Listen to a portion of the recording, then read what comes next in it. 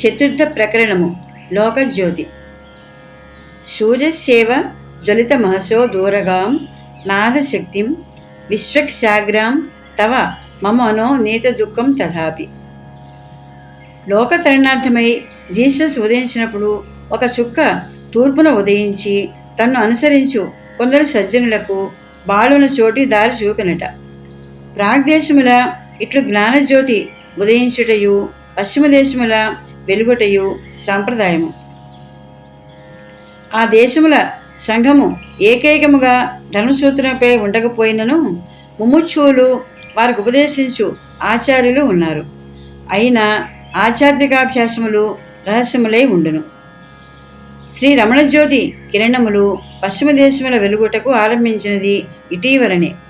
కానీ ఈ విషయమును బహు వర్షముల మున్నే పశ్చిమ ఖండములకు ఎరుకబడినది. అట్లు తెలియవలసిన సాధువు హంఫ్రీసు. హంఫ్రీసు చరిత్రమే విచిత్రము. అసిస్టెంటు పోలీస్ సూపరింటెండెంట్గా నియమితుడై బొంబాయిలో 1911 జనవరిలో అడుగుపెట్టగానే అతడు రుగ్నుడై మంచం ఎక్కెను. చిత్తము ట్రైనింగ్ కావలి వేలూరులో ఉండెను. అతనికి యోగాభ్యాసము, సూక్ష్మ శరీరమున ఈ భౌతిక దేహమును విడనాడి సంకల్పిత స్థానములకు పోగల శక్తియు కలవు. వేలూరున తనకు ఎవరు దేశభాష నేర్పుదురో సూక్ష్మ శరీరం ద్వారా తెలుసుకునేను. మార్చి 19వ తేదీ వేలూరు చేరగానే తానెరిగొన్న కొన్ని ఉపాధ్యాయులే సర్వేపల్లి నరసింహం గారు మున్షీగా తెలుగు వర్ణక్రమము ఆరంభింపవచ్చిరి. విద్యార్థియో తత్వ విషయములు ప్రశ్నలు ఆరంభించను. జ్యోతిష గ్రంథమును దేనిని తెచ్చి ఇమ్మనెను. మరుదినము మున్షీ గారి ఇంటికి రాగానే, మున్షీ, ఇందు ఎవరైనా మహాత్ములు ఉన్నారా, మీరెరుగుదురా అని ప్రశ్నించను. గురువు విషయ సంభాషణమే అప్రస్తుతము. అందు నీవు ఆంగ్లేయం తోడ్నా అని కాబోరు. మున్షీ తెలియదండి. తర్వాత ఉదయమే శిష్యుడే గురువుని కలుసుకొనికేయి, మున్షీ, ఏమి నిన్న మీకెవరనూ మహాత్మం తెలియదన్నారే, ఈ ఉదయము నిద్రలో మీ గురువులే నాకు కనపడినారు. నేను బొంబాయిలో చూసిన వేలూరు వారిలో ప్రథములు వీరే అని నుడివెను. మున్షీ గారు తాను ఇదివరకు బొంబాయిని చూసి ఉండనైనా లేదండి. శిష్యుడంతటా ఆయనకు తన యోగాభ్యాస సంపాద శక్తిని తెలిపెను. మున్షీ గారు అక్కజపడిది. శిష్యుడు కోరగా మున్షీ గారు అతనికి మహాత్ముల చిత్రపటాలన్నింటికి చూపిరి. గణపతుల చిత్రం చూడగానే శిష్యుడు, ఈయనయే నాకు ఉదయము కలలో కనపడినది, మీరే మీ గురువు అవునా అనెను. మున్షీ ఒప్పుకొనగా తప్పలేదు. పశ్చిమలోనే శిష్యుడు మరల జబ్బుపడి ఆరోగ్యమునకై ఉదకమండలంలో కేగెను. మున్షీ గారికి జాబులు మాత్రము వ్రాయిచుండెను. జటాధారి, పెద్ద గడ్డము వాడు, ఉజ్వల నేత్రములు, వానక సిద్ధును చూసేదని ఒక మారు, ప్రాణాయామం అభ్యసించే కోరికలదు, ధ్యానములకు అనుకూలంగా ఉండునేమో, మాంసాహారమును విసర్జింప ఆలోచించున్నాను ఒక మారు, తాను పూల జన్మమున సభ్యుడిగా ఉండిన గూఢాత్మ విద్యాసంఘమున మనల్ని చేరవచ్చునా అని ఇంకొక మారును వ్రాసను. ఉదకమండలం నుండి వచ్చిన తర్వాత గణపతులు అరుణాచలం వచ్చినప్పుడు మున్షీ గారును హంఫ్రీసును వారితో 1911 నవంబర్లో కలిసి వచ్చి మహర్షిని చూసిరి. హంఫ్రీసు మొదటి ప్రశ్నలోనే యవ్వనగ్రత, ఉన్నత సంకల్పము, పరోపకార ఆసక్తి విదితములయ్యను. మహర్షియు అల్పముగా ఇంగ్లీష్లోనే భాషించిరి. హంఫ్రీసు, స్వామి, నేను లోకోద్ధరణం చేయగలనా? మహర్షి, నిన్ను నీవు ఉద్ధరించుకొనుము, లోకోద్ధరణం చేసినట్లే. హంఫీసు, లోకోద్ధరణ సంకల్పము నాకు కలదు, అట్లు చేయజాలనా? మహర్షి, మంచిదే, ముందు నీకే ఉపకారం చేసుకో, నీవును లోకుల్లో ఒకడివే కదా. అంతేకాదు, నీవే లోకము, లోకమే నీవు, ఈ రెండును వేరు కావు. కొంత తడ ఊరకుండి మరలా ఆంగ్లేయుడు, స్వామి, శ్రీకృష్ణ జీష్టాదుల వలె నేను అతిమానుష కార్యములను ఉనర్పగలనా అని అడిగాను. మహర్షి, ఆ కృత్యం నిలిచ కాలమున వారు తాము లోకాతీత కార్యం చేస్తున్నామని తలుచుచుండిరా? హంఫ్రీస్, లేదు అని ఆలోచించి నిడివెను. వానికి సిద్ధుల పేగల మోహమున ప్రమాదము కలుగునేమో అని మహర్షి పరమప్రాప్యముఖ ఆత్మయే అనియు దాన్ని పొందుడికే సర్వశక్తులు ఉపయోగించవలనియు అట్లు చేయి శక్తికై ప్రవృత్తితో మా సంకల్పాధికములు సమస్తము నీవే ఏమైనా చేసుకోమని భావముతో ఆత్మకై శ్రమించుడే మార్గమనియు హెచ్చరించిరి. అరుణాచలమును తాము వర్ణించినట్లే స్వామియు ఒక వింతకాంత పర్వతము. ఒక మారు వచ్చిన వారు మరల రాక తప్పదు. రెండో మారు హంఫ్రీసు తన స్థానమైన వేలూరు నుండి ఎర్రని ఎండలో దుమ్ములో మోటార్ సైకిల్ మీద 60 మైళ్ళు వచ్చి పీడబ్ల్యూ సూపర్వైజర్ రాఘవాచార్యులతో మహర్షి ఉన్న గుహ చేరిను. అలసి ఉన్న వీరిని చూసి మహర్షి మొదట పలహారాలను ఇప్పించి వీని అలైకం తీర్చిరి. అప్పుడక్కడ డిస్ట్రిక్ట్ మున్సబు ఏఎస్ కృష్ణస్వామయ్యర్ గారు ఉండిరి. వారిరువురి సహాయమున సంభాషణ కొనసాగిను.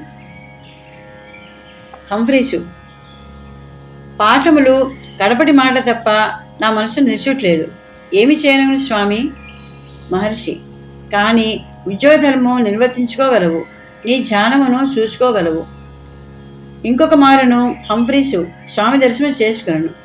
అప్పటికతనికి మహర్షిపై ఎంత గురుభావం ఏర్పడి ఉండినగా అతడు బూటుతో టోపీతో కొండ ఎక్కుటియే అపచారమని దారిలోనే వాని పారవేసి గుహకు చేరెను. స్వామి ఎందో శని ఉండేది. వారు తిరిగి వచ్చుచు దారిలో వీని గాంచి పళనిస్వామితో చెప్పి వాటిని జాగ్రత్త చేయించిరి. ఆ పర్యాయము స్వామి ఏ ఉపదేశం వసంగినో తెలియలేదు. మహర్షి ఉపదేశములు వారితో తన సంభాషణ గురించి హంఫ్రీసు ఇంగ్లండున ఫిలిస్ రుడోల్స్ అనొక స్నేహితురాలికి రాయగా ఆమె వ్యాసరూపమున ఈ వృత్తాంతములను లిఖించి ఇంటర్నేషనల్ సైకిక్ గెజిట్లో ప్రకటించను. తదుపరి ఆ వ్యాసములు అన్ని భాషలందు అనువాదములు కాగా ఎందరో వైదేశికులు ఆధ్యాత్మిక జిజ్ఞాసులు వాని చదివి అట్లు అభ్యాసమును మొదలెట్రి. ఇట్టి ఆంగ్లేయుడు ఉద్యోగమున ఎంతకాలం ఉండగలడు? కొన్ని సంవత్సరములలోనే రాజీనామా ఇచ్చి రోమన్ క్యాథలిక్ సన్యాసి అయ్యను. ఇప్పుడు అతడు దక్షిణాఫ్రికా ఉన్నాడని తెలియవచ్చినది. ఆంగ్లేయుడెక్కడా? ఆ దినములలో స్వామికి శిష్యుడవుట ఎక్కడా? తన మూలమున 30 ఏళ్లకు మున్నే మహర్షి ఉపదేశములు నానాదేశ వ్యాప్తములై జిజ్ఞాసు జనతృష్టం పూర్చడం ఎక్కడా? అటు జిజ్ఞాసుల ప్రథముడు హరీ డిక్మన్. యూరప్ ఖండమున సోవియట్ రష్యాలకు పశ్చిమమున బాల్టిక్ సముద్ర తీరమున ఈ నడుమ స్వాతంత్రం పడసి రిపబ్లిక్ అయిన లట్వియా రాజ్యము కలదు. దానికి ప్రధాన పట్టణము రీగా. ఆ రాజ్యం నందు తుకుమ్ అనే ఒక నగరము. అందు దాదాపు 40 ఏళ్ల వయస్సువాడు హారీ డిక్మన్ నివసించుచుండెను. యోగ మార్గముల సహజాశక్తి కలవాడు అభిరుచి చిన్ననాటి నుండి హఠయోగ రాజయోగమును కూర్చి చదివి ఆసనాదులు వేయట ఎందు ప్రావీణ్యము గడించను. కావున ఆ విద్యని నేర్పు పలువురు ఇతని శిష్యులేరి. స్వామి అందరి భక్తి అతిశయమున ఈతని సర్వస్వమునకును శ్రీరమణులే నమ్ముకున్నాడు. ఉపదేశశాలము నేనెవడు అనే గ్రంథములను తన లెట్టిష్ భాష ఎందు అనువదించి ఉన్నాడు. యోగాభ్యాసమున తనకును శిష్యులకును కలు కష్టములను ఇతడు లేఖామూలమున స్వామికి నివేదించి వారి ఉపదేశం ప్రకారము వర్తించును. బ్రహ్మచర్యం నందు ఇతనికి పరమశ్రద్ధ. ఆర్య వేదాంతముపై అపరిమిత అభిమానం ఉన్నది. లట్వియాకును హిందూ దేశమునకును భాష ఎందు విజ్ఞానం నందు సన్నిధ సంబంధం కలదని ఇతని నమ్మకము. ఇతడు ఉన్న ప్రదేశమును వారి భాష ఎందు కురుజిమి అనగా కురుక్షేత్రమని అందురట. ఆర్య విజ్ఞానమును మూలములని ఎరుగ సంకల్పించి ఇతడు సంస్కృతమును ఇంగ్లీష్ను నేర్చుకుని ఉన్నాడు. హిందీ నేర్వ కొంత కృషి చేసి ఉన్నాడు. వివేకానందుల పుస్తక చయనము అంతటినీ మదించి ఆయన ఉపదేశములను అనువర్తించును. ఐమాత్మా బ్రహ్మ, ప్రజ్ఞానం బ్రహ్మ, సోహం అహం బ్రహ్మాస్మి, తత్వమసి ఇత్యాది మహావాక్యముల సారము ఎరుంగు శ్రద్ధచే స్వామినడిగి వీనర్థమును గ్రహించి ఉన్నాడు. వేదాంతమున అద్వైతమే చర్మసోపానమని ఇతని నమ్మకము. శ్రీ రమణ జయంతి నాడు ఇతని శిష్యులు ఏటేటా జరుగుతుండేవారు. పాల్ బ్రంటన్ లండన్లో ఫోరం అనే పత్రికకు గ్రంథ విమర్శకుడు. అతని సత్యనామం రాఫెల్ హెర్స్ట్. పాల్ బ్రంటన్ అని పేరు గ్రంథకర్తగా అతడు ఉపయోగించినది. ఇతడు ఆంగ్ల దేశస్థుడైన యూదు జాతీయుడు. ఇతనికి చిన్ననాటి నుండి మత సంబంధ వ్యాసంగం ఎక్కుడు. గుప్త విద్యలను ఎరగొరిన వాడై అతడు థియోసాఫికల్ సొసైటీలో చేరెను. 2 ఏళ్ళు అందు ఉన్నను తృప్తి పొందలేదు. 1930లో స్వయముగా ఈ ప్రాచ్యదేశములందు సంచారమునర్చి అనేకులు గుప్త విద్యయందు ఆరితేరిన వారిని, సాధువులను, ఫకీరులను దర్శించి భారత గుప్త విద్యాన్వేషణ అనే గ్రంథము రచించినాడు. ఈ గ్రంథమునతడు మహర్షి అతివేలముగా ప్రశంసించి తాను కన్నవారిలో ఈయన సాటి లేడని, వీరినే గురువుగా భావించుకొని ఉన్నానని తెలిసి ఉన్నాడు. ఈతని రచనా చాతురుని ఈ గ్రంథము బహుజనార్థమైనది. పాశ్చాత్య దృష్టి వారిపై భగవాన్ శక్తి ఫలము విష్టము చేయ అరుణాశ్రమున బ్రంటన్ అనుభవము ఇంచుగా వర్ణింతము. బ్రంటన్ మహర్షికి సాష్టాంగ నమస్కారం చేసి సన్నిధిలో కూర్చుండెను. మహర్షి సహజ శాంత స్థిర దృక్కులై ఉండేది. చుట్టూను భక్త బృందం ఉండెను. ఈ శాంతి గాంభీర్యములు భక్తజన పరితోషార్థమైన భైరవేషములేమో అని బ్రంటన్ మొదట సందేహించిన కానీ త్వరలోనే ఆ సంశయము సమసిపోయినది. తన మనస్సులోనే నిరాటంకముగా నెమ్మదిగా ఒక మార్పు కరుగుచుండుట అతనికి ఎరుకబడెను. ప్రబలము అప్రతిహతమగు ఒక శాంతి ప్రవాహము తన్ను అన్ని వైపులా ఆవరించి ఉండుట, హృదయ మూలమునకును శాంతి ప్రసరించుట, నిరంతర వృత్తి వికలమగు అతని మనస్సు ఆవేదనలు కోల్పోవట చూచి అతడు మహర్షి భక్తులు అనుభవించు శాంతి సుఖములు కొంత తెలియగలిగాను. హఠాత్తుగా సత్యం అతను స్ఫురించినది. మనస్సు సాలిడి వలె ఎన్నియో విషమ సమస్య జంతుజాలను నిర్మించుకొనను. వాని చిక్కును విడదీయలేక కష్టముల పాలగును. మనస్సే జగము, జగమే మనస్సు అని కదా మహర్షి ఉపదేశము. తనంతటా తనకు ఆకస్మికముగా సంప్రాప్తించిన ఈ శాంతి విజ్ఞానములకు మూలము మహర్షి అని అతడు గ్రహింపగా తప్పినది కాదు. పూర్వీకుల నుండి కమ్మనిత వ్యాపించినట్లు ఈయన నుండి, ఈ మనుషు నుండి, ఈ మహర్షి నుండి ఆధ్యాత్మిక ప్రశాంతి వచ్చేస్తున్నది అని అతని తోచను. ఈ ప్రశాంతి చాలా కాలం నిలవలేదు. కొంచెం అతడు దాన్ని రుచి చూసిన తర్వాత అది నష్టమయ్యను. మరల మనస్సు దాని సహజ జటిల సమస్యలు ఉత్పన్నములైనవి. స్వార్థత ఉండువరకే కదా ఇట్టి శాంతి అనుభవ యోగ్యులగుదురు. స్వామినతడు వర్ణించిన విధము ఒకించుగా తరచూ వారిని దర్శించుచున్న ఈ జ్ఞానభాను పరిశ్రమలో ఆ బింబకిరణ జ్యోతులచే లోని అంధకారము నిరసము కాకుండుట సాధ్యము కాదు. వారి మౌనకాలముల నా మనస్సును తన శాంతి ప్రపంచములోనికి వారు ఆకర్షించుచుండుట ఎరింగితిని. స్వామి మౌనము వారి వాక్కు కన్నా అర్థవంతము అనట ఇట్టి సమయములచే స్పష్టమగును. నిర్వ్యాకులమైన వారి నిశ్శబ్ద గంభీరత వెనుక పరిపూర్ణ శక్తి ఉన్నది. ఆ శక్తి ప్రభావమున వేలు కదల్చక నోరు మెదపకయ్యే వారు ఇతరులను వశీకరించుకొందురు.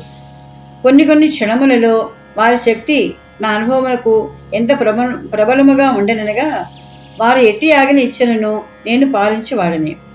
కానీ మహర్షి శిష్యులను తమ ఆజ్ఞకు దాసులు చేయవల్లరు. ఎవరి ఇచ్చ చొప్పున వారు మెలగవచ్చును. ఈ దేశమున ఇతర యోగులకును వీరికిని ఈ విషయమున ఎంతో భేదము కలదు. శుద్ధ నిరాడంబరుడు కానీ వారి ఉన్నతి ప్రత్యక్షముగానే కనపడుచున్నది. సిద్ధులను గుప్త విజ్ఞానమును తనకున్నమని శ్రోతల్ని ఆశ్రయముడ చేయనల్లడు. తను దేవునిగా అర్చించు ప్రయత్నములను తీవ్రముగా నిరసించుచు బాహ్యాడంబరము ఈషన్మాత్రము అల్లడు. అట్టివాడు మనకు విజ్ఞానదాత ఒకటే కానీ మనతో తర్కించడానికి ఉద్భవించి ఉండడు అని మనం అంగీకరించక తప్పదు.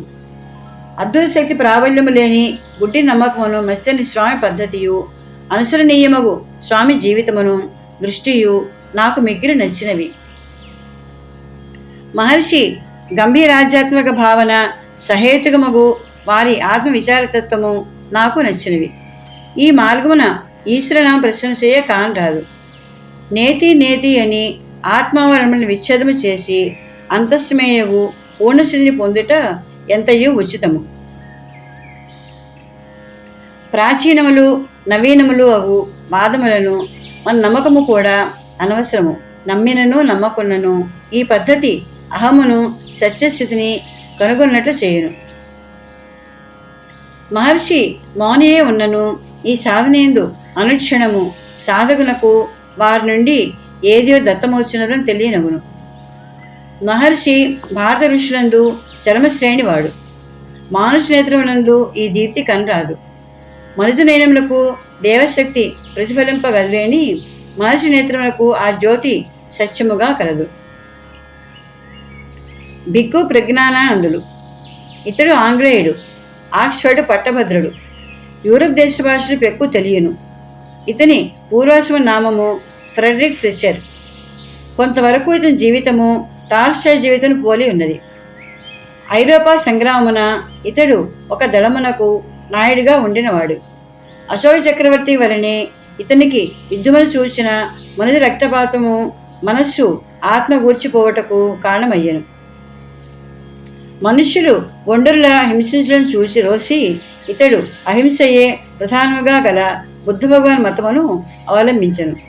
అంతేకాదు బుద్ధ సన్యాసి సంగమనం చేరి ఐహిక భోగములనే త్యజించెను.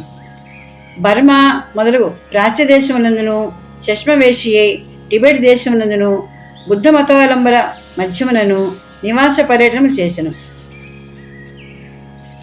ఇతడు రంగూన్ పురమందు ఒక ఆశ్రమమును నెలకొల్పినాడు. దాని పేరు ది ఇంగ్లీష్ ఆశ్రమ్.